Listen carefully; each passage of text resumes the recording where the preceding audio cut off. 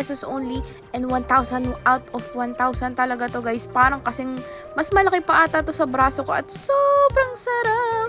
Nako, hindi ko alam kung saan nanggagaling pero grabe, nagbabalance lahat.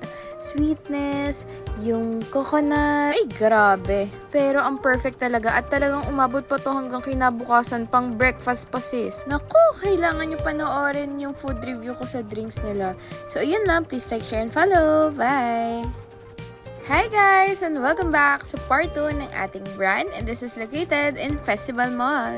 Grabe, hindi pa rin ako makamove on sa sarap ng kanilang mga breads dito.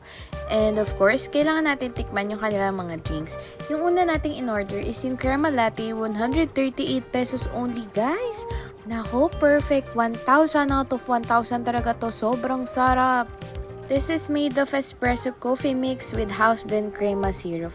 Nakakatuwa lang dito guys